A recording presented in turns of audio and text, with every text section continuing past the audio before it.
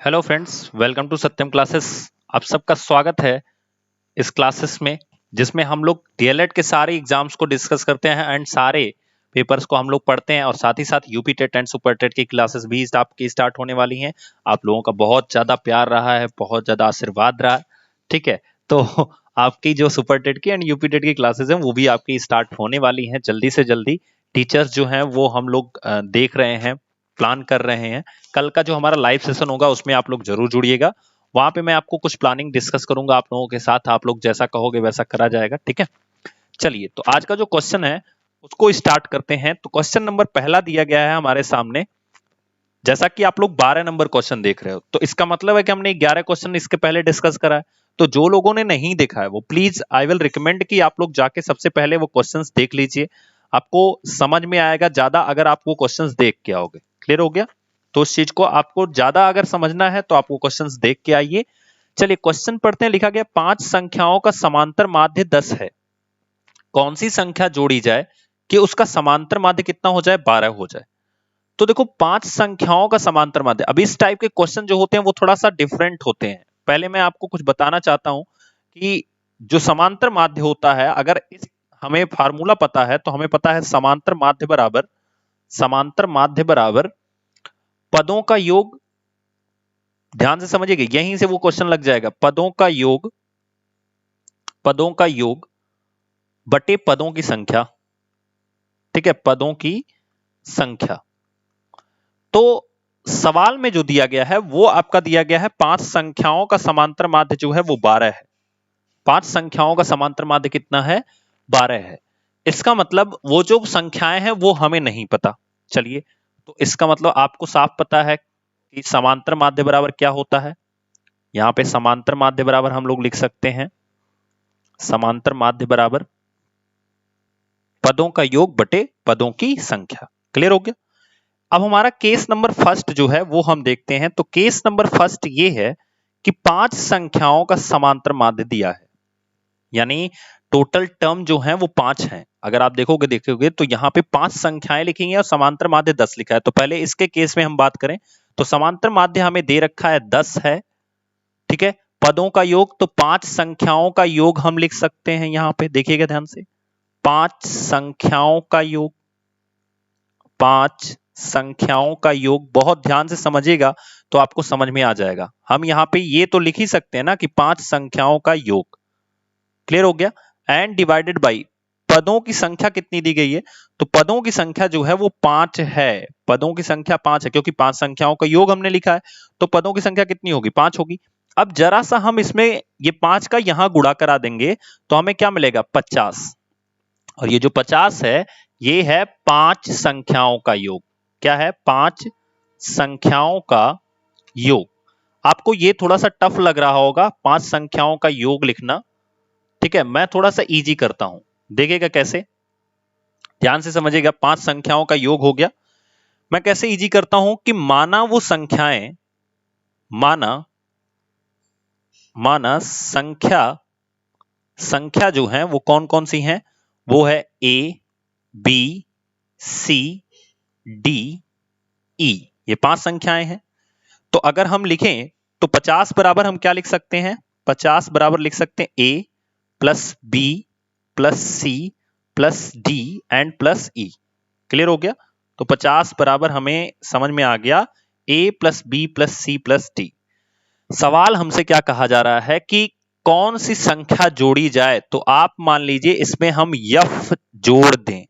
क्या जोड़ दें? यफ जोड़ दें तो समांतर माध्य 12 हो जाए।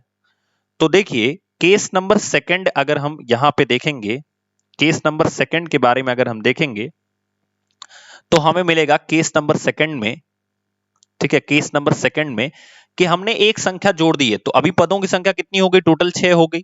तो जब हम समांतर माध्य लिखेंगे तो हम यहां पे हम लिखेंगे समांतर माध्य बराबर A plus B plus C plus D plus E and plus F divided by 6 लिखेंगे, क्योंकि पदों की संख्या हम लिखेंगे, पदों का योग हमने लिख दिया। और इस कंडीशन में जो समांतर माध्य हो रहा है वो 12 हो जा रहा है। ध्यान से समझिएगा, जैसे ही यफ आप जोड़ रहे हो तो समांतर माध्य 12 हो जा रहा है। बहुत इंपॉर्टेंट क्वेश्चन है ये, ऐसे आते हैं एग्जाम में आपके। जैसे ही एफ जोड़ रहे हो समांतर माध्य 12 हो जा रहा है। इसका मतलब समांतर माध्य हम यहाँ पे लिखेंगे तो 12 लिखेंगे। याद रखिए अगर यहाँ पे आप 12 लिखे हो तो ये 6 यहाँ पे क्या करेगा, गुणा करेगा, तो ये हो जाएगा 12 गुणे 6 बराबर a plus B plus C plus D plus E and plus F. देखिए ए से लेकर के ई तक की वैल्यू आपको पता है कितनी है, 50 है। ए से लेकर के ई तक की वैल्यू कितनी है, 50 है। और यहां पे कितना हो जाएगा, 12 छक 72 बराबर इस पूरे सेशन को यानी ए से लेकर के ई तक को हम लिख सकते हैं 50 एंड प्लस क्या लिख सकते हैं, एफ लिख सकते हैं। ठीक है, अब देखिए 50 को जब इधर करेंगे तो ये हो जाएगा 72 माइनस 50 बराबर एफ, और जब आप घटाओगे तो आपको मिलेगा 22। यानी वो जो संख्या है वो कौन सी है, वो 22 है। जब हम इसमें 22 जोड़ेंगे तो इसका समांतर माध्य कितना हो जाएगा, 12 हो जाएगा। इस तरह का क्वेश्चन बहुत इंपॉर्टेंट है, आपके एग्जाम में ऐसे क्वेश्चन आते ही आते हैं, सो इसको ध्यान से आप लोग करिएगा, बहुत बहुत बहुत इंपॉर्टेंट है। ठीक है, और जो लोग हमसे पहली बार जुड़े हैं वो हमारा ऐप सत्यम क्लासेस ऐप जो है वो डिस्क्रिप्शन बॉक्स में लिंक दी गई है, आप वहां पे डाउनलोड कर सकते हैं। जो ये क्लास आप पढ़ रहे हैं इस क्लास का पीडीएफ आप जैसे ही ऐप डाउनलोड करोगे तो आपका जो होम का सेक्शन खुलेगा उसमें ऐसे सत्यम क्लासेस के बाएं साइड पे 3 लाइनें ऐसी बनी होंगी। इन पे जब क्लिक करोगे आप लोग तो आपको एक स्टडी मटेरियल का सेक्शन खुलेगा, ऐसे स्टडी मटेरियल का सेक्शन खुलेगा, और वहां पे इस क्लास की पीडीएफ जो आप इस पे पढ़ रहे हो या जो भी पीडीएफ आप जो भी क्लास यहाँ पे करते हो उसकी पीडीएफ जो है वो स्टडी मटेरियल के सेक्शन में आपको मिल जाएगी, फ्री ऑफ कॉस्ट, बिना पैसे के, कोई पैसे नहीं लगते हैं, फ्री ऑफ कॉस्ट आपको फ्री पीडीएफ जो है वो प्रोवाइड हो जाएगी। तो आप लोग डिस्क्रिप्शन बॉक्स में दी गई लिंक पे जाकर के सत्यम क्लासेस ऐप को डाउनलोड कर सकते हैं एंड साथ ही साथ हमारे टेलीग्राम चैनल से भी जुड़ सकते हैं, जिसकी लिंक मैंने डिस्क्रिप्शन बॉक्स में दी रखी है। तो आप लोग वहां पे जाकर के टेलीग्राम चैनल से जुड़ सकते हैं। मैं वहां पे आपके जो भी न्यूज होते हैं, जो भी वीडियो के लिंक होते हैं, कंटिन्यू मैं वहां पे डालता रहता हूं, जिससे आपको टाइम टू टाइम नोटिफिकेशन मिलता रहेगा। And please subscribe channel and like the video and share the video. ठीक है, move to the next question, बहुत इंपॉर्टेंट है अगला क्वेश्चन भी, ध्यान से देखिएगा आप लोग। लिखा गया 3 संख्याओं का समांतर माध्य 7 है, पहली 2 संख्याओं का समांतर माध्य 4 है, तीसरी संख्या क्या है। तो आप लिखिए सॉल्यूशन में, पहले मान लीजिए वो 3 संख्याएं कौन है, तो माना संख्याएं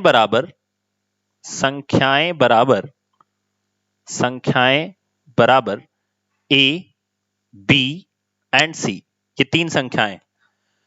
सवाल कर रहा है कि 3 संख्याओं का समांतर माध्य 7 है। तो केस नंबर फर्स्ट हमसे क्या कहता है कि 3 संख्याओं का समांतर माध्य 7 है। तो समांतर माध्य बराबर आपको पता है क्या होता है, समांतर माध्य बराबर आपको पता है a प्लस बी प्लस सी संख्याओं का योग बटे संख्या, पदों की संख्या, पदों का योग बटे पदों की संख्या।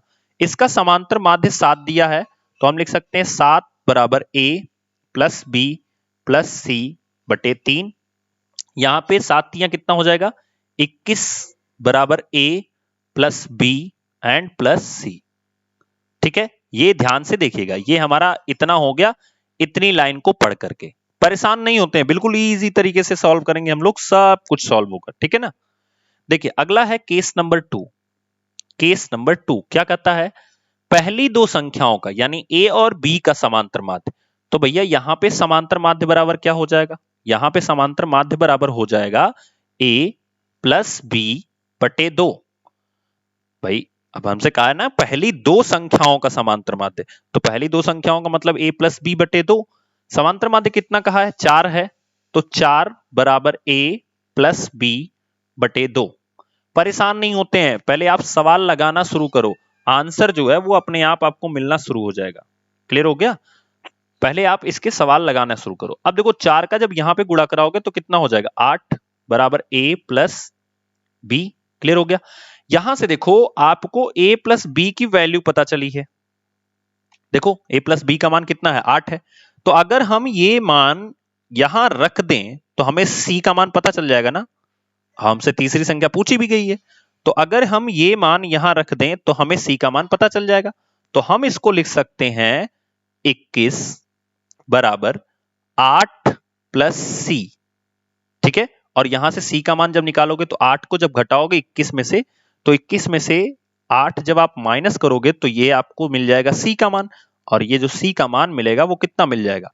अब बताओ, 8 3 11 यानी 13 हो जाएगा आपका। ठीक है ना, तो यहां पे सी का मान कितना आ गया? 13, और यही हमसे पूछा गया था। सो ये ध्यान दीजिएगा आप लोग, बहुत इजी क्वेश्चंस पूछे जाते हैं। अगर आप तरीके से समझोगे, तरीके से लगाओगे, उसको सीखोगे, तो एटलीस्ट कम से कम 2 बार आप इसको रिवाइज जरूर कीजिएगा, क्योंकि इन दोनों क्वेश्चन की तरह क्वेश्चन आपके एग्जाम में बार बार आते हैं। अब आज हम पढ़ेंगे टेबुलर फॉर्मेट में जब भी हमसे समांतर माध्य पूछा जाता है तो वो क्या होता है, कैसे होता है। पहले हम उसका कॉन्सेप्ट देखते हैं। देखिए दोस्तों, टेबल हमने बनाया क्यों? तो मान लीजिए मैं एक क्वेश्चन लिखता हूं, थोड़ी देर के लिए आप एज्यूम कर लीजिए, मैं एक क्वेश्चन लिखता हूं कि 40 विद्यार्थियों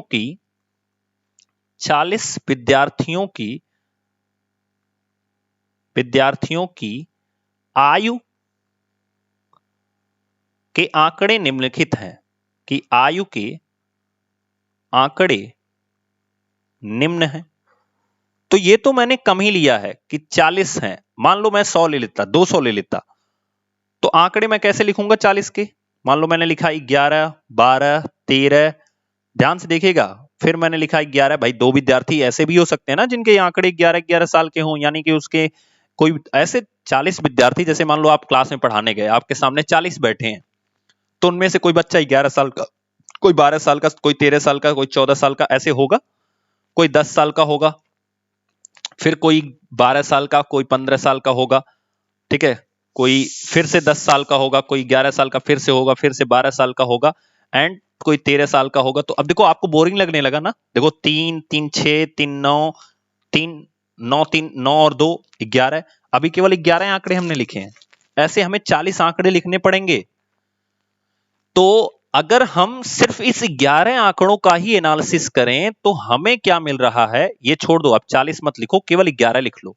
अब इसी के बेस पे आप सोचना कि अगर 110 विद्यार्थियों को निकालने होंगे तब तो हमारे लिए एकदम सिर्फ पे एकदम समझ लो कि मतलब बहुत बड़ा बोझ हो जाएगा। क्यों? क्योंकि भैया आप 110 आंकड़ों को लिखोगे, अब इसका समांतर माध्य कैसे निकालोगे?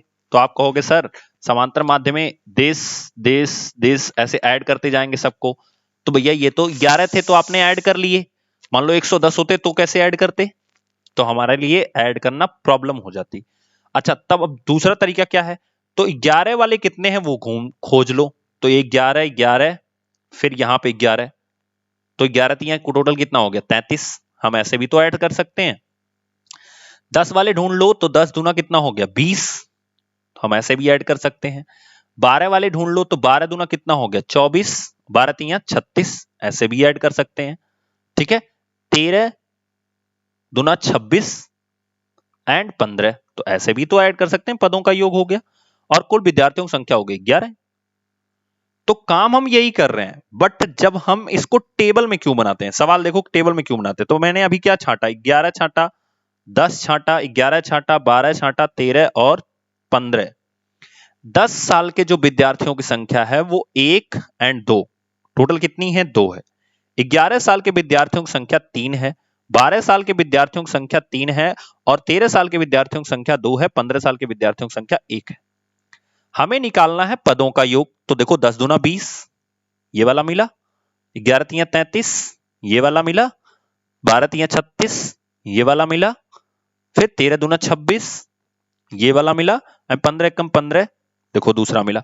अब इन्हीं का हम योग कर लेते हैं, तो इसी को हम सिग्मा एफएक्स बोलते हैं। Remember it. कैसे बोलेंगे? इसको हम x बोलते हैं, इसको f बोलते हैं, और जब इन दोनों का मल्टीप्लाई कराते हैं तो उसे f इंटू एक्स बोलते हैं। समझे? तो टेबुलर फॉर्मेट में हम आंकड़े इसीलिए लेते हैं क्योंकि हमारे पास आंकड़ों में जब संख्या ज्यादा हो जाती है उसको सॉल्व करने का बहुत ही सिंपल सा तरीका होता है कि टेबल बना के सॉल्व करें। आई होप आपको समझ में आया होगा। नहीं समझ में आया होगा तो ये जो क्वेश्चन लगेगा तो आपको पूरा समझ में आएगा। चलिए देखिए, तो क्वेश्चन हमें दिया गया है 20 खिलाड़ियों के आयु के आंकड़े निम्नलिखित हैं। तो 11 12 13 14 15, 11 साल के 4 खिलाड़ी है, 12 साल के 3 खिलाड़ी हैं, 13 साल के 5 खिलाड़ी हैं, 14 साल के 4 खिलाड़ी हैं और 15 साल के 4 खिलाड़ी हैं। जब इनका हम डेटा बनाएंगे तो सबसे पहले हम लिखेंगे एक तरफ आयु, जिसे हम यक्स से रिप्रेजेंट करते हैं, दूसरी तरफ हम लिखेंगे खिलाड़ी, ध्यान से समझिएगा, दूसरी तरफ हम लिखेंगे खिलाड़ी जिसे हम फ्रीक्वेंसी बारंबारता से रिप्रेजेंट करते हैं, और तीसरी तरफ हम लिखेंगे एफ इंटू एक्स, ठीक है ना, एफ इंटू एक्स।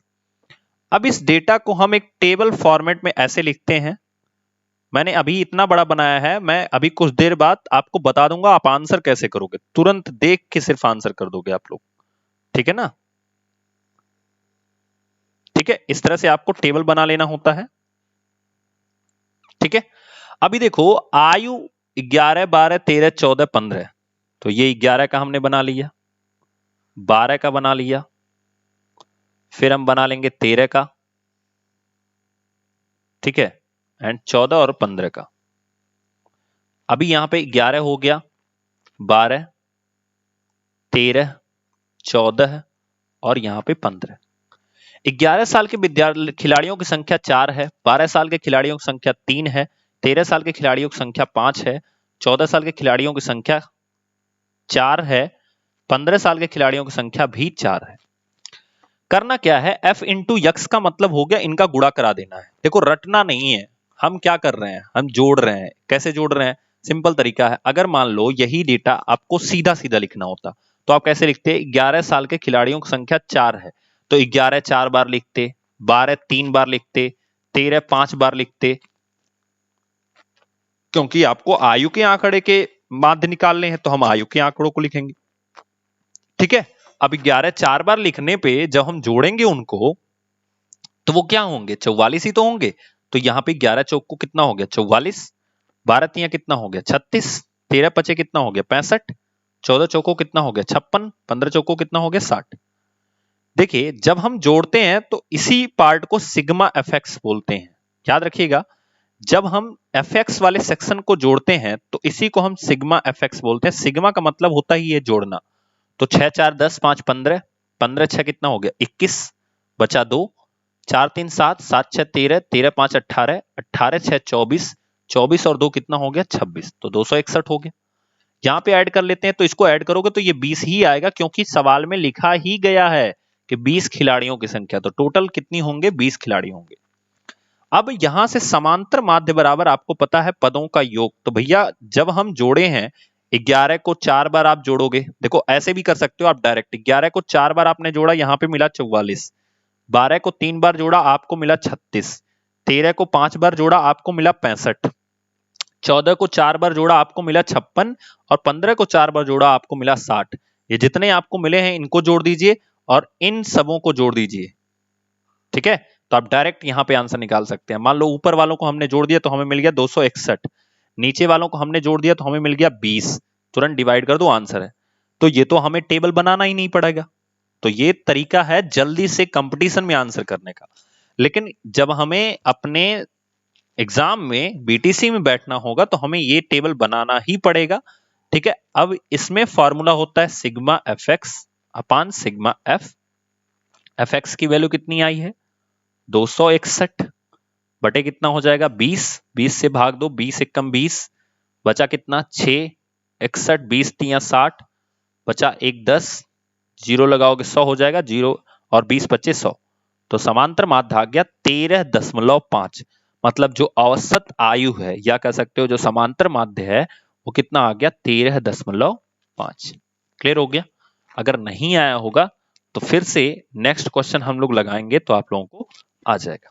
एंड दोस्तों अगर आप लोगों को ये चीजें डिटेल में पढ़नी है, 4th सेमेस्टर के का जो हमारा कोर्स है वो इसी ऐप के ऊपर आपको मिल जाएगा। आपको सिंपल सा काम करना है, ऐप डाउनलोड करना है जिसकी लिंक जो है डिस्क्रिप्शन बॉक्स में दी गई है, और आप वहां पे जाकर के स्टोर के सेक्शन में, किसमें, स्टोर के सेक्शन में आप वहां पे जाकर के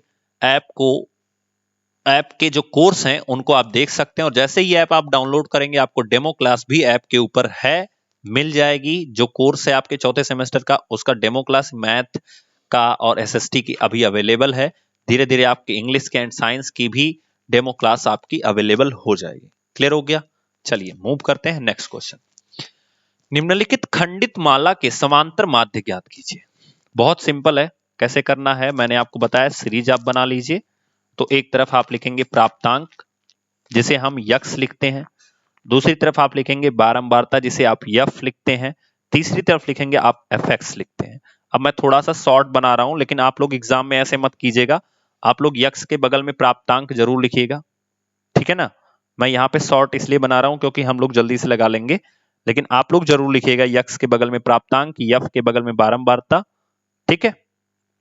चलिए देखिए, 11, 12, 13, 14, 15, 5 लाइनें हमें खींचनी है। तो ये हो गई 1, 2, 3, 4 और 5, ठीक है। तो यहां पे हो गया 11, ये हो गया 12, ये हो गया 13, ये हो गया 14 और यहां पे हो गया 15। एफ फ्रीक्वेंसी जो है वो हो गई 4, 3, 5, 4 एंड 4, ठीक है। अभी यहां पे देखो, हमें लिखना है नीचे सिग्मा एफ और सिग्मा एफ एक्स। अब देखो 11 चौको कितना हो जाएगा 44, 12 तिया कितना हो गया 36, 13 पच्चे 65, 14 चौक को 56 और 15 चौक को 60। बिल्कुल वही डेटा हमें मिल गया है। Sigma F X is equals to हो जाएगा 261 और sigma F is equals to हो जाएगा 20। तो हमारा आंसर जो आ जाएगा वो हो जाएगा समांतर माध्य बराबर सिग्मा एफ एक्स अपान sigma F. Sigma F x की वैल्यू हो गई है 261, सिग्मा एफ की वैल्यू है 0। आप डिवाइड करोगे तो आपको मिलेगा 13.5, ठीक है ना। तो ये हमारा आंसर होगा। नेक्स्ट के लिए मूव करते हैं। इस सारणी में के माध्य को ज्ञात कीजिए। तो ये हमारा समांतर माध्य का लास्ट क्वेश्चन है, ध्यान से समझ लीजिए। पदों के लिए हम यक्स लिखते हैं, बारंबारता को फ्रीक्वेंसी बोलते हैं और इन दोनों का जब मल्टीप्लाई करते हैं तो उसके लिए एफएक्स लिखते हैं। क्लियर हो गया। अब हम क्या करते हैं कि हमारे पास जितने पद हैं उनको हम एक सीरीज में एक टेबल के फॉर्म में रखते हैं, ठीक है ना। चलिए, तो हमारा यहां पे यक्स हो गया, यफ हो गया और एफएक्स हो गया। तो 3, 3, 2, 5, 5 हमें लाइनें बनानी है। तो 1, 2, 3, 4 और 5। यहां पे हम लिखेंगे 3, 4, 6, यानी ये जो ऊपर वाली हैं सब लिखेंगे, 8 और 12 और यफ के नीचे बारंबारता वाली सारी चीजें लिखेंगे 2, 5, 4, 5 और 3। नीचे हम सिग्मा एफ को काउंट करेंगे और फिर उसके नीचे सिग्मा एफ एक्स को काउंट करेंगे। एफ एक्स कितना होगा तो 3 दूना कितना होगा 6, 4 पचे 20, 6 चौको 24, 6 चौको 24, सॉरी यहाँ पे 64 लिखा गया, इसको इरेज कर लेते हैं, ठीक है। देखिए, अगर आप इसको अभी नहीं सीख पाओगे तो जैसे ही मैं आपको माध्यिका पढ़ाऊंगा ना तो आप पूरा कंफ्यूज हो जाओगे। इसलिए सबसे इंपॉर्टेंट है कि 3 से 4 बार आप इसकी प्रैक्टिस करना, नहीं तो सब दिमाग से उड़ने वाला है। क्योंकि माध्यिका में भी ऐसे कुछ सेक्शन बनेंगे, ऐसे कुछ टेबल बनेंगे और उन टेबल्स में हमें याद रखना पड़ेगा कि हमें माध्यिका में क्या करना है और माध्य में क्या करना होता है, ठीक है। तो sigma F and sigma F x यहाँ पे काउंट कर लेते हैं। तो 5 और 2 7, 7 4 11, 11 4 11 और 5 16, 16 और 3 कितना हो गया 19 हो गया, यहाँ पे 19 हो गया। फिर हमारा है 6, 6 4 10, 10 और 6 16, बचा 1, 2 2 4, 4 4 8, 8 3 11, 11 और 1 कितना हो गया 12। तो यहाँ पे 19, यहाँ पे 126। तो समांतर माध्य बराबर